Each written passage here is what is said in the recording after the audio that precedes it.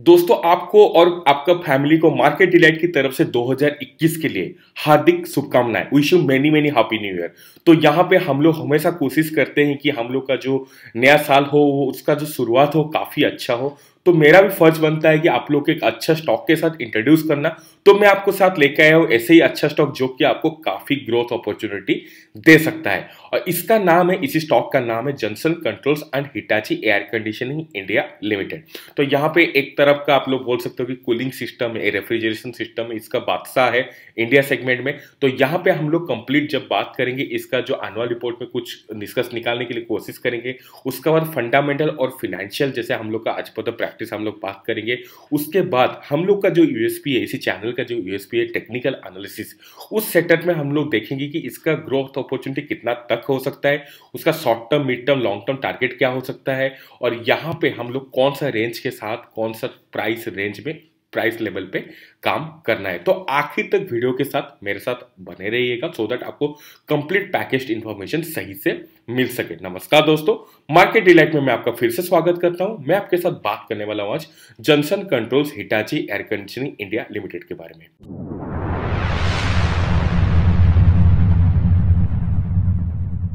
तो लंबा बहुत नाम है, नाम थोड़ा लंबा है, तो उसको थोड़ा सा शॉर्ट करके हम लोग कैसे याद याद तो रखना नहीं है, लेकिन फिर भी हम लोग को थोड़ा जनरल नॉलेज होना चाहिए बिल्कुल भी। तो यहाँ पे आप लोग को लिख लिख दिया है, ये वाला आप लोग को अगर सेंटेंस आप लोग पढ़ पाओगे, यहाँ पे मैं जूम कर दिया हूँ। तो ये हो गया joint venture of Johnson controls जो कि यूएसए का है, और हिटाची एप्लिकेशंस जो कि जापान का है।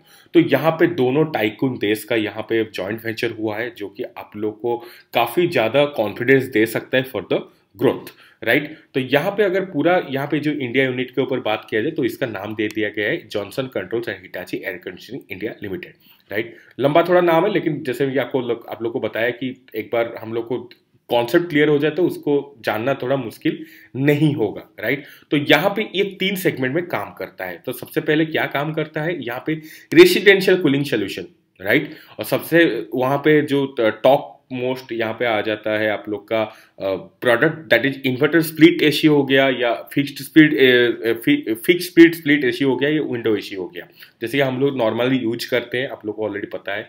और यहाँ पे सेकेंड वाला जो सेगमेंट हो गया वहाँ पे commercial cooling and heating solution हो गया।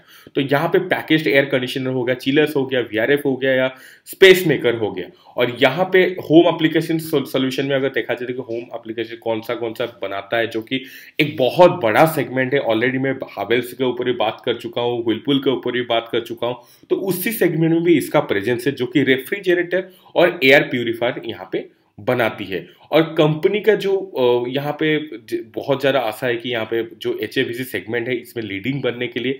और यहाँ पे आप लोग को अगर देखा जाए तो बहुत ही अच्छा यहाँ पे इसी इंडस्ट्री में काफ़ी ज़्यादा पकड़ बना के रखा हुआ है। और यहाँ पे अगर हम लोग बात करेंगे इसका फंडामेंटल एनालिसिस की, तो ज़्यादा बड़ा कंपनी नहीं है, इंडिया के हिसाब से 7,236 करोड़ का कंपनी है, जो कि एक मिड कैप कंपनी नज़र आ रही है। और यहाँ पे जो आरओसी अगर आप लोग देखोगे तो 15% के आसपास का है। तो आरओसी का अगर यहाँ पे अगर बात करें पीयर्स में, तो यहाँ पे ब्लू स्टार और जॉनसन कंट्रोल्स के ऊपर यहाँ पे हुआ है, वोल्टास का नाम तो नहीं आया हुआ है यहाँ पे।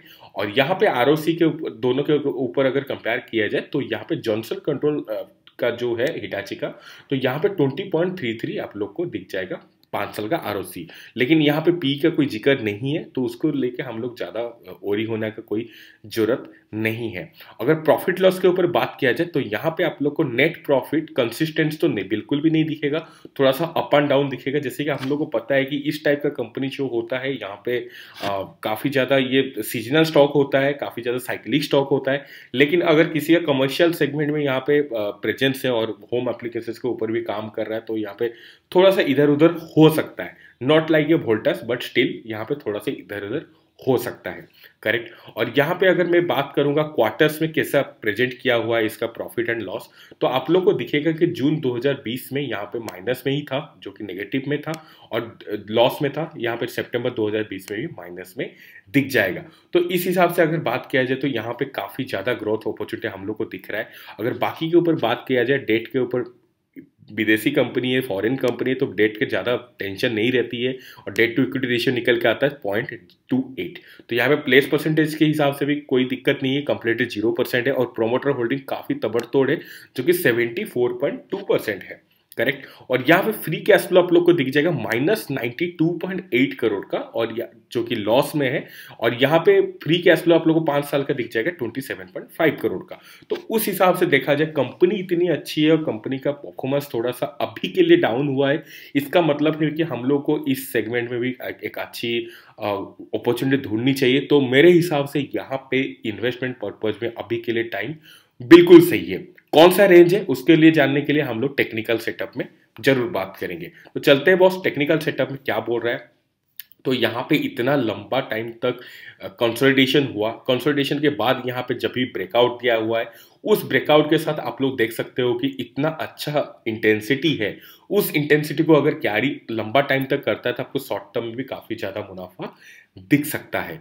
और यहाँ पे 1 वीक के ऊपर बात किया जाए तो उस हिसाब से अगर देखा जाए तो यहाँ पे जो लंबा कंसोलिडेशन और इसका जो शार्पनेस के साथ और इतना उछाल और इतना इंटेंसिटी के साथ जो दिखाया हुआ है, तो मिड टर्म में भी इसका अच्छा खासा मुनाफा आप लोग को दे सकता है जॉनसन कंट्रोल्स, राइट। और यहाँ पे जस्ट खत्म हुआ है आपका 1 मंथ का कंसोलिडेशन और यहाँ पे ब्रेकआउट का संभव है, बहुत बहुत ही ज्यादा संभव है। तो इस हिसाब से भी आप लोग को कंप्लीटली जो पैकेज है यहाँ पे आप लोग को यहाँ से उछाली दिखने के लिए मिल सकता है। थ्रेट क्या है वो भी दिक्कत हम लोग बात करेंगे, कितना नीचे तक भी गिर सकता है, क्योंकि स्टॉक मार्केट है, ये कोई एफडी नहीं है, राइट। तो यहाँ पे हम लोग देखेंगे कि इसका जो मल्टीबैगर पैटर्न है ये काफी सुंदर से बनाया हुआ है। यहाँ पे रिवर्स ट्रायंगल एकदम शार्पनेस के साथ बनाया हुआ है। उसके बाद यहाँ पे इतना अच्छा उछाल दिखाया हुआ है, लगभग आप लोग बोल सकते हो कि दुगना का आसपास का उछाल दिखाया हुआ था। और अभी आप लोग को जैसे दिख रहा है कि 20 एक्सपोनेंशियल मूविंग एवरेज से 1 वीक का वहां से ऊपर भागा हुआ है। और यहाँ पे जब ऊपर भागा हुआ है तो इसके साथ इसका जो आप लोग बोल सकते हो डायरेक्शन है वो टुवर्ड्स अप शो कर रहा है। तो इस हिसाब से भी जैसे कि हम लोग 1 वीक का जो 5813 हम लोग चेक किए हुए थे, उस हिसाब से भी आप लोग को यहाँ पे उछाल देखने के लिए मिल जाएगा। और यहाँ पे हम लोग का जो कैंडलस्टिक पैटर्न होता है सबसे रिलायबल पैटर्न, उस हिसाब से हम लोग काफी ज्यादा डिसीजन लेते हैं, चाहे वो इंट्राडे हो चाहे वो स्विंग ट्रेड हो। ये वाला रेंज आप लोग को क्लियरली दिख रहा होगा और ये जो आप लोग को दिख रहा है ये इसका जो फ्यूचर होने वाला है, इसका जो ब्रेकआउट होने वाला है, आप लोग को थोड़ा सा जल्द आप लोग को पता सकता है कि यहाँ पे ऊपर की तरफ ही होगा। अगर यहाँ पे वॉल्यूम सपोर्ट में है, यहाँ पे ग्रीन कैंडल आप लोग देख सकते हो कि अच्छा खासा वॉल्यूम सपोर्ट में है, तो उसी वॉल्यूम सपोर्ट के हिसाब से यहाँ पे काफी ज्यादा उछाल आप लोग देख सकते हो फॉर द शॉर्ट टर्म। लेकिन यहाँ पे एक थोड़ा सा गैप अप ओपनिंग हुआ है जो कि लगभग 2200 का लेवल में, तो वो एक आप लोग को थ्रेट पैदा करता है। कभी भी यहाँ पे गिरावट आए तो यहाँ पे 2200 का लेवल पे आप लोग एवरेज आउट कर सकते हो। और यहाँ पे जब भी एवरेज आउट करना तो थोड़ा ध्यान में रख के निफ्टी का चाल को देख के ही करना।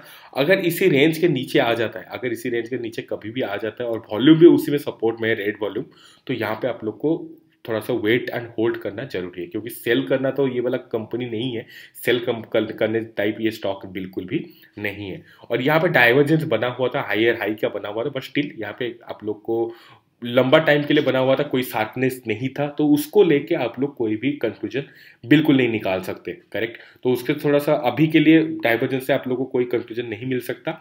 मैं आपके सामने अभी जो प्रेजेंट किया हूँ ग्राफ, जो कि correlation coefficient of Johnson controls and Nifty का, तो यहाँ पे निफ्टी का कोरिलेशन कोफिशिएंट निकल के आता है 0.34। इसका मतलब है कि यहाँ पे निफ्टी जिस तरह भी मूवमेंट करेगा उतना ज़्यादा नहीं फर्क पड़ने वाला, मतलब फिर भी थोड़ा सा फर्क पड़ सकता है। तो इसका जो निफ्टी के साथ कोरिलेशन है माइनस में कभी रहता है, कभी जब भी प्लस आता है तो ज़्यादा प्लस में नहीं रहता है। तो थोड़ा सा आप लोग बेफिक्र होके यहाँ पे इन्वेस्टमेंट कर सकते हो। बेफिक्र होके मतलब निफ्टी के साथ रिलेशनशिप ज़्यादा ना रख के इन्वेस्टमेंट कर सकते हो, करेक्ट। और क्योंकि कभी भी किसी मोमेंट में निफ्टी अगर गिर भी जाएगा तो आप लोग का इसी स्टॉक में Johnson controls and Hitachi air conditioning India limited में ज़्यादा गिरावट देखने के लिए नहीं मिलेगा, राइट। और यहाँ पे अगर बात किया जाए जो हाइकेंसी एंड स्टॉकेस्टिक आरएसआई की, तो यहाँ पे आप लोग को दिखेगा एक ओवरबॉट जोन में ये ऑलरेडी आ चुका है, इसका जो स्टॉकेस्टिक आरएसआई आप लोग देख पाओगे, लेकिन यहाँ पे कोई कंप्लीटली सेलिंग सिग्नल नहीं दिख रहा है। तो यहाँ पे सेलिंग सिग्नल कंप्लीट नहीं दिख रहा है, मतलब ऑलरेडी इसी जो ट्रेंड है ये ट्रेंड को कंटिन्यू आगे कर सकता है। तो उसी ट्रेंड को अगर आप लोग फॉलो करते हो तो आप लोग बहती गंगा में हाथ धो के आराम से प्रॉफिट कमा सकते हो, राइट। और यहाँ पे 1 वीक के ऊपर बात किया जाए तो यहाँ पे जो रेंज के अंदर ही जो काम कर रहा है उसी रेंज के अंदर में आप लोग को कंक्लूजन निकालना थोड़ा सा मुश्किल हो सकता है। तो स्टिल यहाँ पे एक ही चीज़ हम लोग बता सकते हैं कि जो हम लोग का ट्रेंड कंटिन्यू है उसी ट्रेंड के ऊपर ही काम करेगा, जो कि एक बुल ट्रेंड है। और 1 मंथ के हिसाब से बात किया जाए तो same situation as the 1 week. तो यहाँ पे भी आप लोग को उतना ज़्यादा परफेक्टली कम्युनिकेशन करना थोड़ा सा मुश्किल हो सकता है। स्टिल इसी हिसाब से अभी के लिए जो भी ट्रेंड है उसके साथ ही ये गति करेगा, ऐसा नजर आ रहा है। तो ये था जॉनसन कंट्रोल्स एंड हिटाची। मैं भूल भी जाता हूँ, इतना लंबा नाम है, तो आप लोग समझ ही गए होंगे।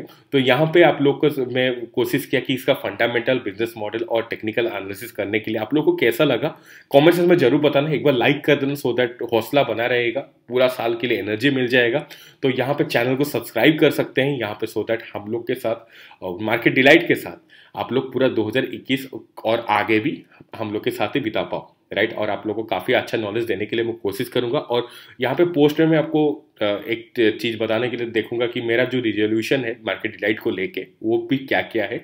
तो आप लोग थोड़ा सा बने रहिएगा सो दैट आप हम लोग और आप लोग के बीच में जो कम्युनिकेशन है वो काफ़ी स्ट्रांग हो सके। और यहाँ पे आपका और आपका फैमिली का और अपना पोर्टफोलियो का ख्याल रखते रहिए। नया साल का आपका फिर से बहुत बहुत हार्दिक शुभकामनाएं। Thank you so much.